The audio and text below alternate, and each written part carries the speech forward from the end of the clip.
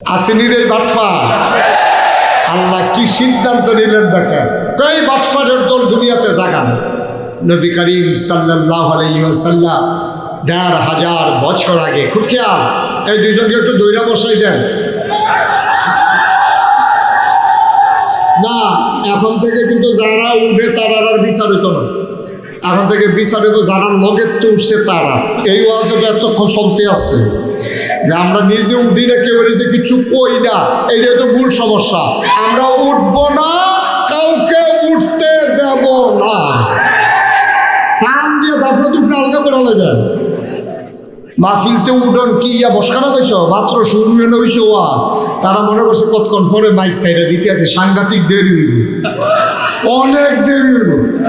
এমন আছে একটা ফজরের আজানও দিয়ে হইতে পারে কম মার হাবা কয় না রে, জোরে কয় না মার হাবা। তাহলে আমরা অন্যায় করব না, কাউকে অন্যায় করতে দেব না। সবাই রাজি আছে ইনশাআল্লাহ? যে আল্লাহ যেন কবুল করে, সবাই করে না আমিন। এই রাজিটা যদি আরো আগে হইতেন, আপনি রাজি না আর তুললেন নাকি? এটা তো খাইছে বিপদ বা তীর্থল আমদাই। এবার রাজি কিন্তু কইতো না, যদি আবার ছবি তুললা ভাই কেউ। হ্যাঁ আছে, রাজি আছে, রাজি রাজি ২-৩ বার কইছে।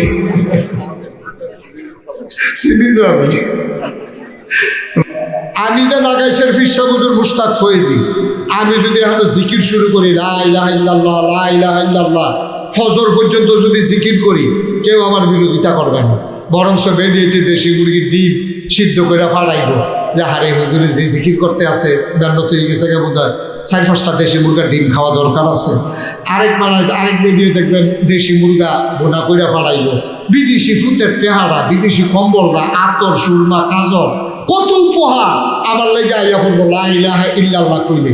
আচ্ছা আমি মুস্তাক ফয়েজি লা ইলাহা ইল্লাল্লাহ কইলে চতুর্দিকে হাদিয়া ইয়ে, তোহফা ইয়ে, টেহা পয়সা ইয়ে, এই কথাটাই তো নবীজি ১৫০০ বছর আগে কইছি। এই লা ইলাহা ইল্লাল্লাহ, আমি যে লা ইলাহা ইল্লাল্লাহ কই, জিকির করি, আমরা দেশের ফিরসাবরা খানকার ভিতরে, তালিমের ভিতরে, মাহফিলের ভিতরে যে জিকিরটা করে, আমার নবী ১৫০০ বছর এই জিকিরটাই করছিল, লা ইলাহা ইল্লাল্লাহ মুহাম্মাদুর রাসূলুল্লাহ। তা আমি নাগাইশের ফিরসাব জিকির করলে আমারে কেউ বাধা দেয় না, কেউ কিচ্ছু কয় না, কেউ কোনো দৌড়ানো দেয় না, টিটকারি মস্কারাও করে না, বরং আরো হাদিয়া ইয়ে। আর নবীজি যেই মাত্র কইছে সবাই পড়ো লা ইলাহা ইল্লাল্লাহ, বলার সাথে সাথে নবীর আপন চাচা আবু লাহাব, নবীর স্বাস্থ্য চাচা আবু জাহেল, এরপরে মক্কার যারা কাফের ছিল সবাই মিলে নবীর আক্রমণ করার জন্য ঘেরাও দিয়ে ফেলছে, নবীর গায়ের ভিতরে পাথর মারলো। আবু লাহাব চিৎকার করে বললো, ইয়া মুহাম্মদ তাব্বালা, ও মুহাম্মদ তোমার ধ্বংস হোক। আবু জাহেল নবীকে আঘাত করতে গেল। আমি মুস্তাক ফয়েজি লা ইলাহা ইল্লাল্লাহ বলে কেউ বাধা দেয় না, বরঞ্চ খুশি হয়। আর নবীজি লা ইলাহা ইল্লাল্লাহ কোনে এবার আর আফন চাচায় ফাত্তর মারে, হগলি মিল্লা মারত ধরে। এখানে একটা রহস্য আছে নাকি নাই? তাহলে বোঝা গেল আমার জিকিরটা নবীজির জিকিরটা সুন্দর হয়। বিষয়টা কি এরকম? আমারতে আমি যেন সুন্দর করে লা ইলাহা ইল্লাল্লাহ কইতাম পারি, নবী যেহেতু সুন্দর করে পারছে না নাকি? নবী আমার চাইতে কত কোটি গুণ বেশি সুন্দর বললো, কিন্তু নবী বলার কারণে আঘাত আসলো, আমি বলার কারণে হাদিয়া আসলো। রহস্যটা কি? সমস্যাটা কোন জায়গায়? সমস্যা হলো মক্কার মানুষগুলো আরবি বুঝে। লা ইলাহা ইল্লাল্লাহ নবী যখন কইছে তারা লগে লগে বুঝালাইছে। আবু জাহেলে কি বুঝছে?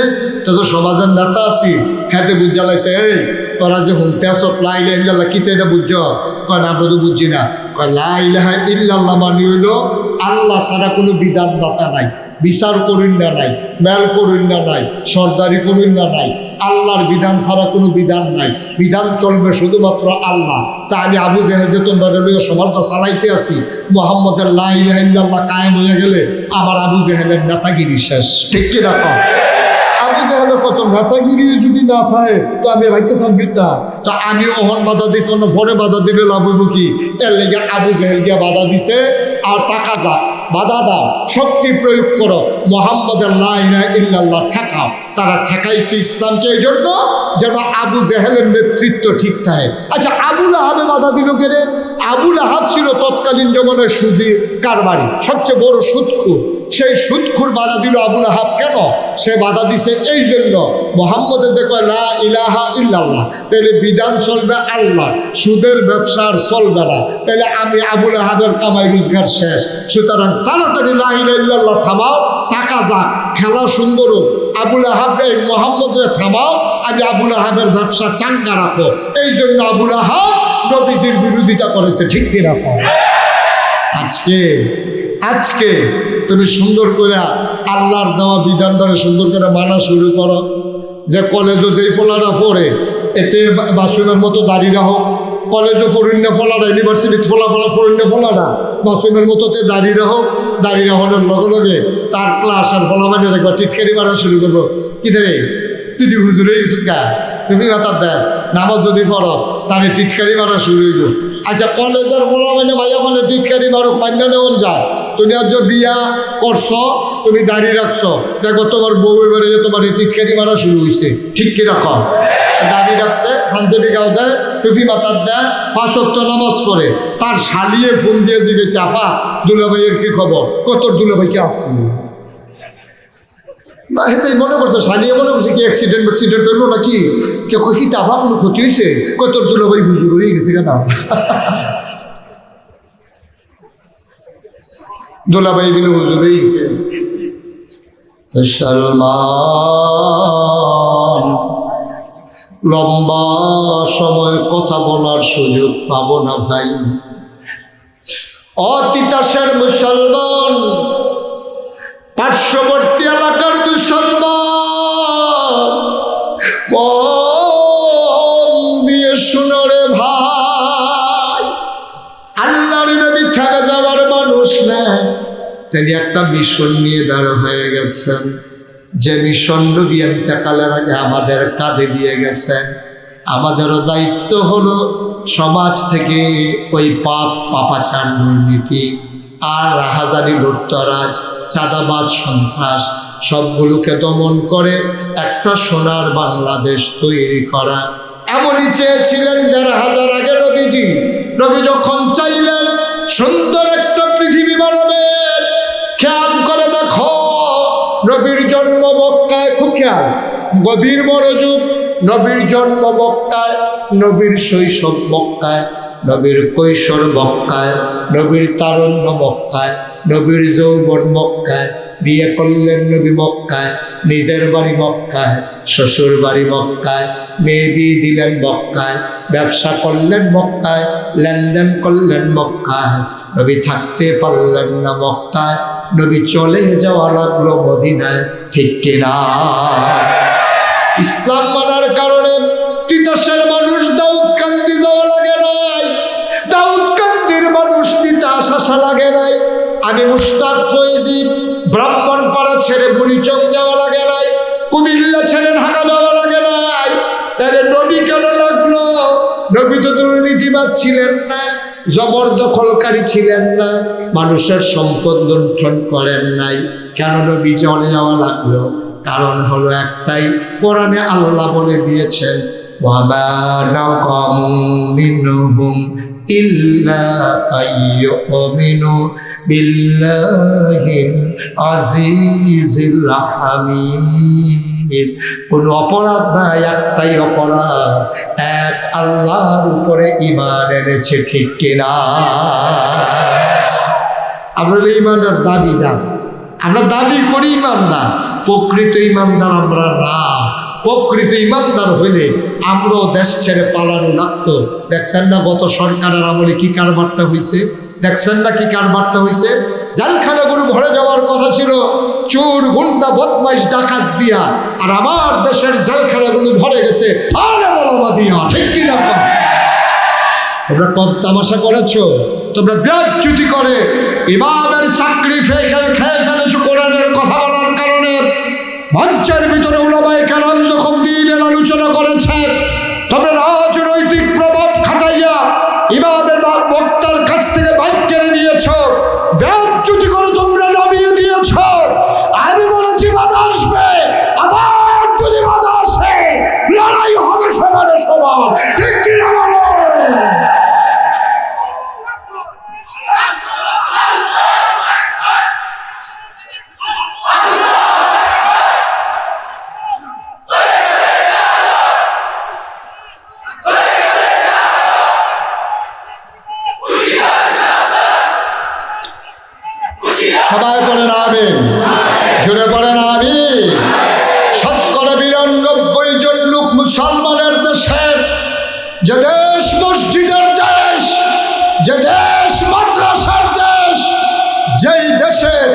ল্যাংটির বদলে হক্কানি ভিড় বাসায় গালে বলে বলে লুঙ্গি পরা শিখিয়েছে, হারামের জায়গায় কলমা পড়তে শিখিয়েছে, টিকির বদলে টুপি পড়তে শিখিয়েছে, শ্রীর জায়গায় মোহাম্মদ লিখতে শিখিয়েছে।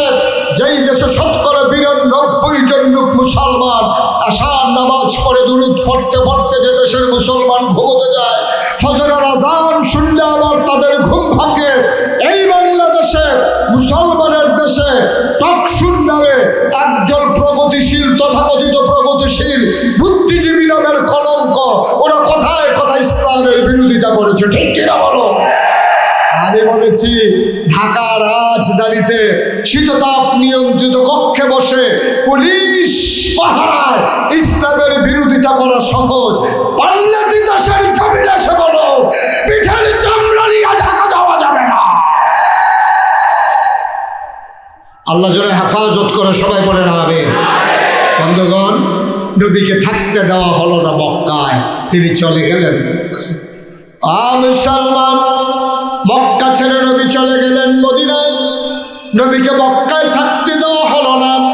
যেই নবী হেঁটে গেলেন মাথার উপরই মেঘের ছায়া, মেঘমালা ছায়া দিয়ে যায়। যেই নবী পাথরের উপর দিয়ে হেঁটে গেলে নবীর কদমের সম্মানে পাথর তোলার মতো নরম হয়ে যায়।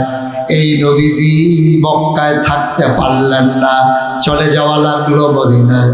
মুসলমান, মক্কায় কিছু মুসলমান ছিল যারা নবীর এক নজর না দেখলে পাগল হয়ে যেত। মায়েরা আমার, বোনেরা আমার, গভীর মনোযোগ। আল্লাহর নবী চলে গেলেন রাতের আধারে, নবীর সাহাবারা চলে গেলেন নবীর বাড়িতে সকালবেলা, গিয়া দেখে নবী নাই। নবী গেল কই, নবী গেল কই? সবাই বলে আমরা জানি না কোথায় গিয়েছে। আন্দাজ করেছে সাহাবারা নবী বোধহয় মদিনায় চলে গেছে। একজন আল্লাহর মাকবুল বান্দা, পেয়ারা বান্দা, নবীর একজন আদরের সাহাবা, নাম ছিল আব্দুর রহমান ইবনে আউফ। তিনি নবীর বাড়িতে গেলেন, গিয়ে দেখেন নবী নাই। তিনি কাঁদতে কাঁদতে বাড়িতে চলে আসলেন, কাপড়গুলো পটলায় ঢুকালেন, টাকা দিলেন, তিনি বের হয়ে গেলেন, চলে যাব মদিনায়। রাস্তার ভিতরে সীমান্ত চৌকি বসানো হলো, পাহারা দিচ্ছে কাফেরেরা, কেউ যেন মক্কার মানুষ মদিনায় যেতে না পারে। আব্দুর রহমানকে ধরে ফেললেন, নিয়ে আসলেন দারুন নাদওয়া, তৎকালীন সংসদ, তার নাম ছিল দারুন নাদওয়া। মেম্বার অফ পার্লামেন্ট যারা, ওরা ছিল আবু জেহেল, আবুল আহাব, উতবা, সাইবা, মুগীরা। ওরা বললো, হে আব্দুর রহমান, তুমি তো ভদ্র মানুষ, তুমি ফ্যাশনেবল মানুষ, তুমি সুন্দর মানুষ, একটা পাঞ্জাবি একবারের বেশি 2 বার গায়ে দাও না, তুমি দামি পারফিউম ব্যবহার করো, হেঁটে গেলে মানুষ বুঝে আব্দুর রহমান যায়। কোথায় যাচ্ছ তুমি লুকিয়ে? আব্দুর রহমান চোখের পানি ছেড়ে দিলেন, ডাক দেয়া কয়, ভাইরা আমার আটকে রাইখো না, বাড়ির জায়গায় বাড়ি রইল, ঘরের জায়গায় ঘর রইল, ও ভাই আমারে ছেড়ে দাও, আমি চলে যাব মদিনায়। কয় কেন মদিনায় যাবো? কয় যে এই মক্কায় নবী নাই, এই মক্কায় আব্দুর রহমান বাঁচবে না।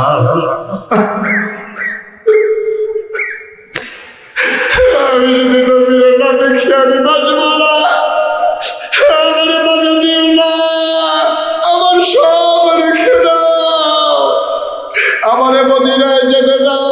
ওরা আটকে ফেললো, আব্দুর রহমানকে ঘরের ভিতরে বন্দী করে রাখলো, যেতে দিল না। শেষ রাত, সব ঘুমিয়ে পড়েছে।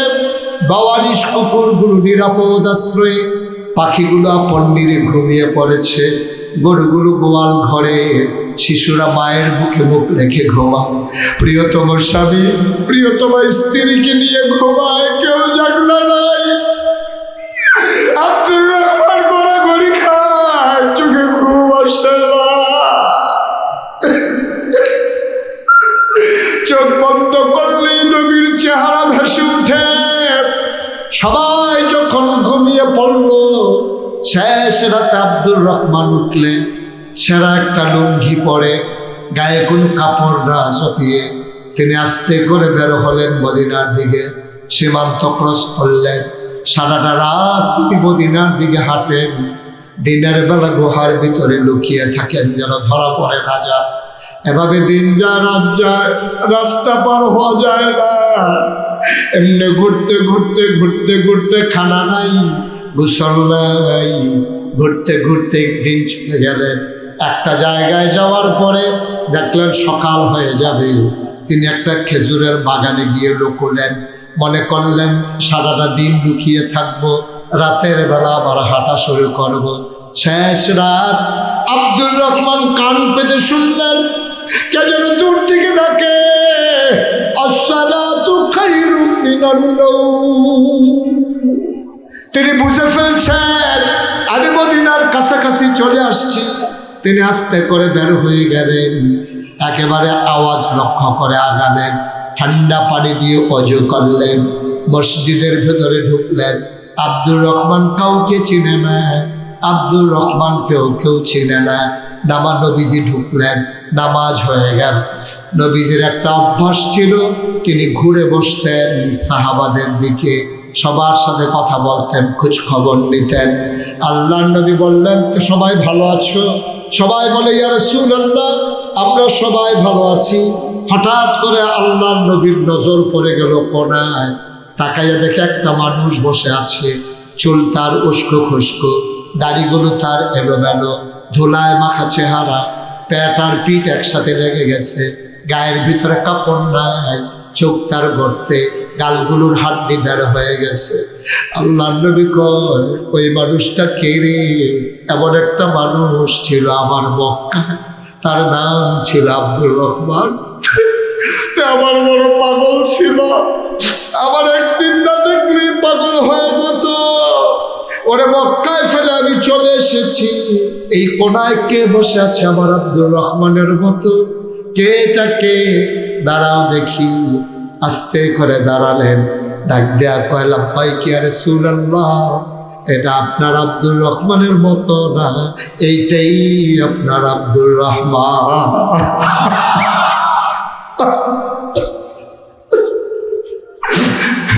আপনার আব্দুর রহমান, আপনার আব্দুর রহমান। আল্লাহর নবী আব্দুর রহমান কেমনে আসলি? কই ইয়া রাসূলুল্লাহ ওরা আমার টাকাগুলো রেখে দিয়েছে, আমার কাপড়গুলো খুলে রেখে দিয়েছে। ইয়া রাসূলুল্লাহ, ইয়া হাবিবাল্লাহ, আমি এসেছি বড় কষ্ট করে। নবী গো কতদিন হয় আপনারে দেখি না, আমি পাগল হয়ে গেছি আপনারে না দেখে। আল্লাহ নবী আমার কাছে, আল্লাহ নবী হাত দুইটা ছড়িয়ে দিলেন, সবাই রাস্তা করে দিল। আব্দুর রহমান হাঁটতে হাঁটতে নবীর সামনে চলে গেলেন, নবী হাত দুটো ছড়িয়ে দিলেন, লাফ দিয়ে আব্দুর রহমান বুকের মাঝে পড়ে গেলেন। জান্নাতি গন্ধ নবীর গায়ে, আব্দুর রহমান নাক দিয়ে ঘষে ঘষে গন্ধ নেয়।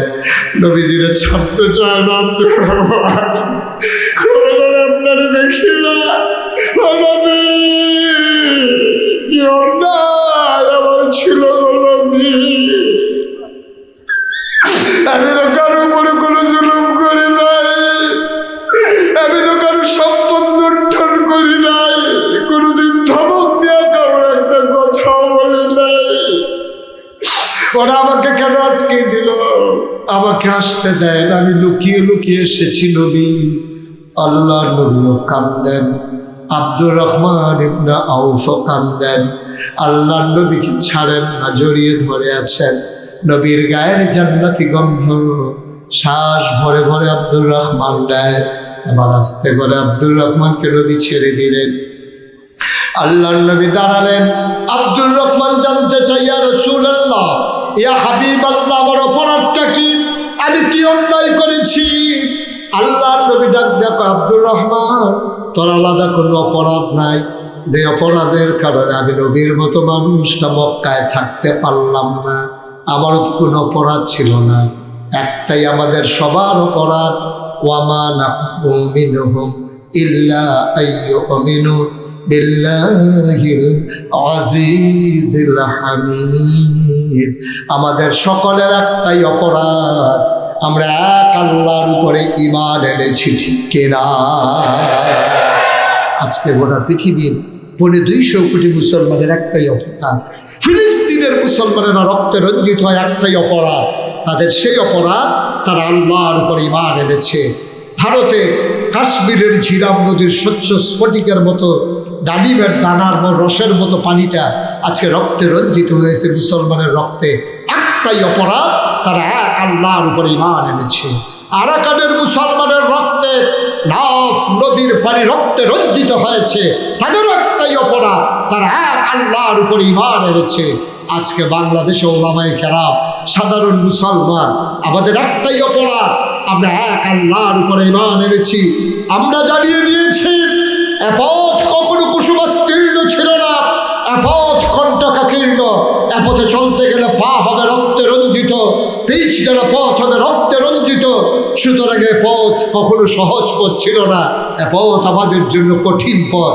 আমরা সিদ্ধান্ত নিয়েছি একবিংশ শতাব্দীর সূচনা লগ্নে 24 গণঅভ্যুত্থানের পরে মুসলমান আবার যখন টেকনাফ থেকে তেতুলিয়া, অরবসা থেকে পাথুরিয়া, সব জায়গায় যখন মুসলমান জেগে উঠেছে, আমরা সিদ্ধান্ত নিয়েছি এ পথে চলতে গেলে মামলা হবে, হামলা হবে, জাল জুলুম নির্যাতন হবে, প্রয়োজনে জীবন দেওয়া যাবে, ঈমান দেওয়া যাবে না। রাজি আছো কিনা হাত তুলে দেখা।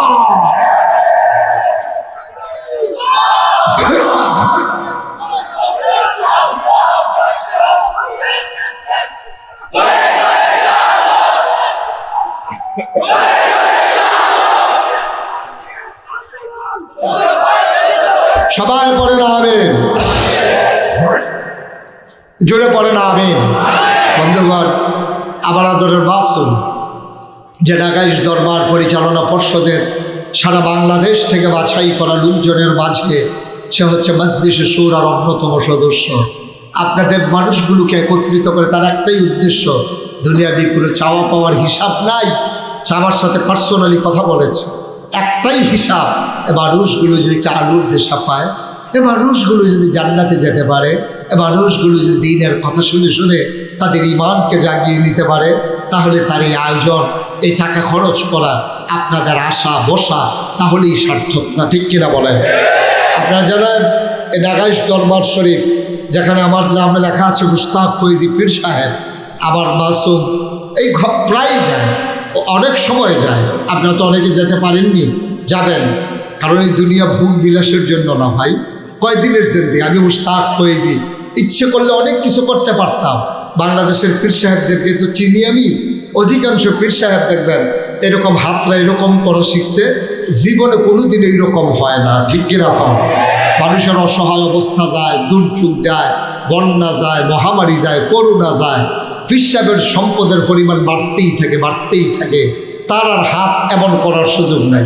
এই খালি এই শিখছে, রিক্সাওয়ালাতে ওঠে হলো, ভগিন নিবে দিয়ে যে জাততে পায় তারতে খায়, নাদানের তো একটা জাত ফোদ আছে বেলা, কেড়াই জানি ওই যে এমনি যে সবসময় থাকে, কেড়াই জানি এমনি ঘুরাই দিছি, এটা আবার এমনি ঘুরা যায় গিয়া, এটা থাকে না, ফিক্সড হয়ে গেছে এইরকম, লইতে অভ্যাস খারাপ হয়ে গেছে। এই যে গত বন্যা গেল, আমি মুস্তাক ফৈজি 15 দিন আমার পরিবার থেকে আমি বিচ্ছিন্ন ছিলাম, 15টা দিন আমি আমার পরিবার থেকে বিচ্ছিন্ন ছিলাম। আমি বুক পানি ভেঙে ভেঙে, কোমর পানি ভেঙে ভেঙে মানুষের ঘরে ঘরে গিয়ে আমি সাহায্যের হাত পৌঁছে দিয়েছি। যে মানুষগুলোর কাছে আমাদের কিছু দায়বদ্ধতা আছে, তারা আমাদেরকে মডেল মনে করে, তারা আমাদেরকে আইডল মনে করে, আইকন মনে করে। আপনি গাছের লাউ দেখাবেন প্রথম, মাছের মাথাটা, গরুর গুলজাটা, বিদেশি ফুতের টেহারা, সব আপনি ফইলা খানা ফুর্তি নাই, অন্তত কিছু বিপদের সময় দাঁড়ান না, তো আল্লাহর কাছে কইতেন পারবেন, আল্লাহ সারা বছর খাইলেও বন্যার সময় গেছিলাম তার কাছে, তো কোন যাইব। কিন্তু আমরা খাইতে খেতে এমন অভ্যাস হয়েছে, খাওয়ানোর অভ্যাসটা আমরা ভুলে গেছি, শুধু খাইতে শিখেছি। আমি এই করোনার সময় রাতের আধারে আমার গাড়ি নিয়ে আমি ঘুরে ঘুরে মানুষের দরজার ফাঁক দিয়া আমি তাদের কাছে বাজার করে পৌঁছে দেওয়ার চেষ্টা করেছি। এটাই তো মনুষ্যত্ব। 1500 বছর আগে নবীতে এই কাজটাই করেছেন। শুধু আমরা সবাই মিলে, আমরা যারা ইসলামের অনুসারী, আমরা যারা ইসলামকে ভালোবাসি, এটার জন্য পিসাব হওয়ার দরকার নেই, এটার জন্য হুজুর হওয়ার দরকার নাই, আপনি যদি নিজেকে মুসলমান পরিচয় দেন, আপনি প্রমাণ করে দেন আপনি নিজের চাইতে মানুষের জন্য আপনার হৃদয় কাঁদে বেশি, এটা আপনাকে প্রমাণ করে দিতে হবে, ঠিক কিনা বলেন? তাহলে না মানুষ বুঝবে মুসলমান মানে সুন্দর একটা জাতি, তারা দৌড়ে দৌড়ে আমাদের কাছে আসবে। যেই ভাবনা সেই কাজ। আমি চিন্তা করলাম বাংলায় কথা বলে মুশতাক ফয়েজি নামটা শুনে নাই এমন লোকের সংখ্যা খুব কম বাংলাদেশে, পৃথিবীতে। এই জন্য আমি চিন্তা করলাম এই পরিচিতিটাকে কাজে লাগে। সব জায়গায় বাংলাদেশে আপনার কি আছে, হাসপাতাল আছে, তারপরে সব জায়গায় জায়গায় মসজিদ, এই সব জায়গায় মসজিদ আছে গ্রামে গ্রামে, কিন্তু সব গ্রামে গ্রামে কিন্তু হাসপাতাল নেই। আমি চিন্তা করলাম এই অসহায় মানুষগুলোর চিকিৎসা পাওয়ার অধিকার আছে। আল্লাহর খাস মেহেরবানি, আপনি নাগাইশ দরবারে গেলে দেখবেন 20,000 স্কোয়ার ফিট আমার একটা মসজিদ, নিচতলায় হাসপাতাল, দোতলায় 3তলায় মসজিদ। মারহাবা বলবেন না? নিচতলায় সবটা মিলিয়ে হাসপাতাল, একেবারে ফ্রি হাসপাতাল। সরকারি হাসপাতালেও আমার দেশে আপনার কি লাগে, একটা টিকিট কেটে ঢোকা লাগে। আমি বলেছি এই নাগাইশ দরবারের হাসপাতালে টিকিট কেটেও ঢোকা লাগবে না ইনশাআল্লাহ। এই 20,000 স্কোয়ার ফিট হাসপাতাল আর এই হাসপাতালের দোতলায় 3তলায় মসজিদ, একসাথে এই মসজিদে নামাজ পড়বে 6,000 লোক। 6,000 লোক, কথা বলো, 6,000? 6,000 লোক একসাথে নামাজ পড়বে আমার মসজিদে। আর 20,000 স্কোয়ার ফিট হাসপাতাল আমার এই মসজিদের নিচতলায়। এই মসজিদের যখন হাসপাতালের কাজ শুরু করেছি, ইঞ্জিনিয়ার যখন ড্রয়িং করে নিয়ে আসলো, আমি বললাম এই মসজিদ করতে কত লাগবে? কয় যে ওরা বললো যে হুজুর 15 কোটি টাকা। কয় কোটি? সত্যি আমি ভয় পাইছি, আমি তো এত ধনী মানুষ না, 15 কোটি দেওয়ার মতো আমার সামর্থ্য নাই। আমি ভয় পেয়ে বললাম বেড়া 15 কোটি টাকা দিয়ে মসজিদ করো, এটা আমার এই দিয়ে হইব? কয় হুজুর নিয়ত করে নামেন, আল্লাহ দিব। আমি নিয়ত করলাম, আল্লাহ 34 বছর মুশতাক ফয়েজি মাহফিল করি, প্রত্যেক বছর কম বেশিতে হাদিয়া পাই, এক বছর মাহফিল করে যত টাকা হাদিয়া পাই পুরো 1 বছরের হাদিয়া আমার মসজিদ আমি দান করে দেবো ইনশাআল্লাহ। আমি 25 লক্ষ টাকা আমার রক্তের কামাই দিয়া আমি মসজিদের কাজ শুরু করেছি। আজকে আসার আগে দেখলাম প্রায় 5 কোটি টাকা আমার মসজিদে খরচ হয়ে গেছে। একতলার ছাদ হয়ে গেছে, দোতলার সেন্টারিং চলতেছে, কয়েকদিনের ভিতরে ছাদের ঢালাই হবে। এই ছাদের ঢালার জন্য আমার ইঞ্জিনিয়ার আমাকে জানিয়েছে যে হুজুর 15 কোটি যে বলছি না, 15 কোটিতে হবে না।